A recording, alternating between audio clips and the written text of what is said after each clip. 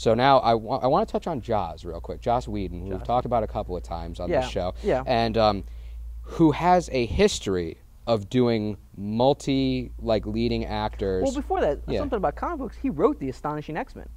He wrote for them? He wrote for Marvel. Yeah. An X-Men series. So he's not only is he a great writer and director, he's written comic books. Well, yeah, he's into sci-fi and comic books and stuff like that. I mean, he's been engaged in the Buffy. He's almost like a guarantee for like. It's kind of like what we had in Sam Raimi with the Spider-Man came out originally, because like, we had someone who'd been collecting comic books since his brother first gave him, the Amazing Spider-Man number 12. Right. So he's been in it since the beginning, and you have the same thing with Joss Whedon. And not only that, I'm happy that we have someone like with Firefly, with Buffy, and these types of shows. You have some all developed on multiple characters. Yes, and the thing is, if you watch, I don't know if any of y'all watch these shows, but he gives every person in the show their own backstory. Yeah. He builds their character. So he knows not only just to throw a bunch of people together, but how to give them all their own personality. Which what I've heard from early stuff, because I mean, they've already had screeners of this movie all over the place. What I've heard is everyone gets their fair share, even Hawkeye and Black Widow, which we'll talk about, I guess, now then, since you mentioned him. Yeah, Hawkeye being played by Jeremy Renner. Thank you. Which is the new Bourne movie sequel person. Yeah, he's not. And he was also in the latest Mission Impossible as well. And he was in the award-winning Hurt Locker.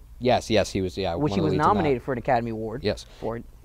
And that film actually went on to be Best Picture that year. Yeah. So he's got some chops. He's been in acting. Hawkeye gets kind of under the radar, though. I mean, it's really kind of interesting because they bring him up briefly in Thor, but they never really tell you who he really is. I mean, if you know what you're looking for, you're like, oh, that's Hawkeye.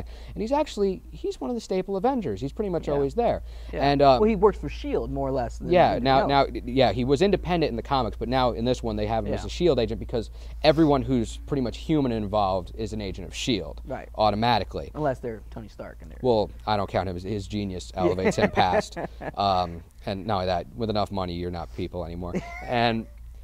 And then we have Black Widow, played by Scarlett Johansson, which I think is incredibly hot. And probably one of the only good things I liked about Iron Man 2. I was like, oh man, this is terrible. Like this, I didn't enjoy the film.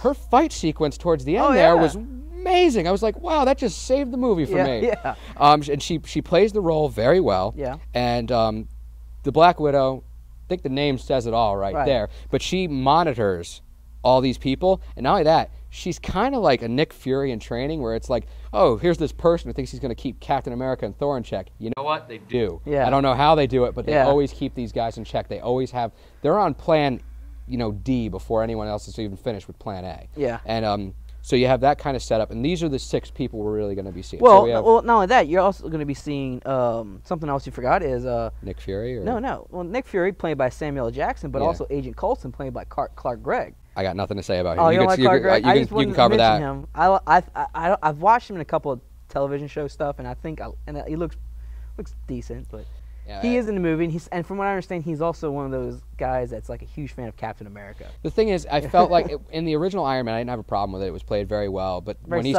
started emerging as a character, like in Iron Man 2, he actually is given a personality and almost like a supporting actor role, and I'm like, no, step back down. Well, he's also in Thor. I understand. Yeah, he pops all over the place. That's what I'm saying. Yeah. He's kind of like how Stan Lee started out with little quick shots. Speaking of which, Stan Lee in the Avengers is played as himself.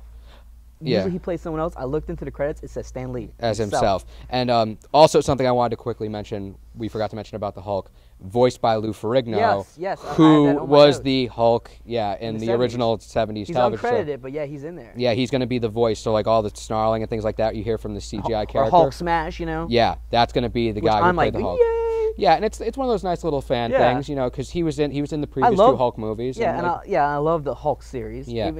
More so for the... Back before CGI, when people had to be jacked to play the Hulk. Now, well, I just want to also talk about, let's see, I'm trying to remember. Oh, yeah, 3, BA parts of the trailer.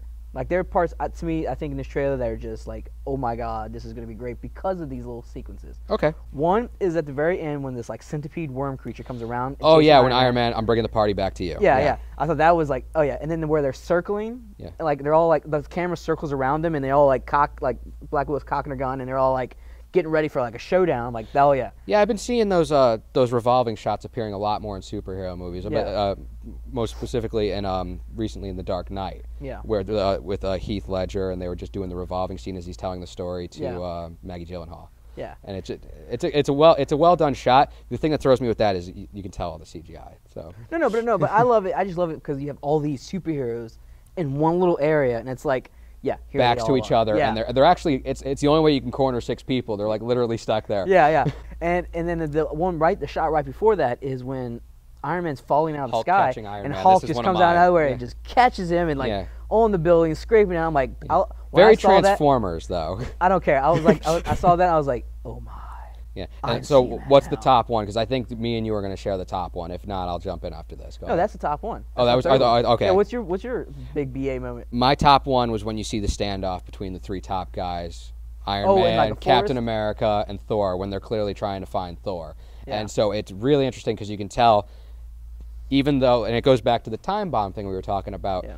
This is a very loosely knit group. Yeah. Very loosely knit, and it's barely holding together, and they're forming. And the problem is everybody's used to working alone, and you're going to have this dynamic where it's like, listen, you don't have a choice. Yeah. And so I'm very interested to see this movie. I'm going to let you hit the review first. My review, green. Go see it now. What are you doing? Go now. Matinee. Now it's ridiculous. Go to a midnight show. Go to an evening show. Watch it now. All right. One question before I give my final review, and you'll probably be better at knowing this than me. Was the 3D added after, or was it one of those things intended during the show? It was actually one of those things where it wasn't shot. When they shot it, they knew they were going to make it 3D. Okay, so it wasn't just added later on. They didn't shoot in 3D. It was post-done, but they knew it was going to be done in 3D. Okay. So they prepared for it while filming. All right. I'm not going to see it in 3D though. Yeah, I'm more of a fan of the 2D for things like this. Yeah. But if you have a chance to see the 3D, go ahead. I'm going to give this a matinee. I'm a little hesitant. You're still going to see it. I'm still going to see it, and you know what? It's one of those things. It's one of these things. Nerds like me are going to go see it, and we're going to walk out like, even if it's terrible, like I'm only going to see that twice. Yeah, show you, Marvel. And it's just like. Only twice. I was just going to watch it one more time so I could properly ridicule it on the internet later at realtalknola.com. Yeah. So I'm going to go ahead and give this like a green yellow. I'm a little hesitant going in because I'm unsure of like I'm worried they rushed it and that it is almost a gimmick. And I don't know if they have it's a new studio, it's up and coming, and this was all done to get them here. So it may pay off. It may be a big payoff for all these other movies where I was kind of like, but we'll see. But I'm very hesitant going in, so that's why I'm not giving it the full-out green. Right. However, I am going to go see it, and I'll probably be at the midnight show if you guys want to see me there at Chalmette Movies. Yeah. That's it for this week here on Real Talk NOLA here at Chalmette Movies for our Avengers special. Yeah, you should be in line. What are you still doing?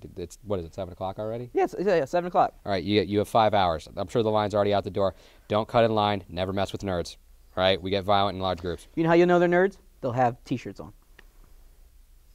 Everyone wears T-shirts. You need Avengers T-shirts? T-shirts. Yeah, when you see the topless line, I'm going to that theater, dude. All right.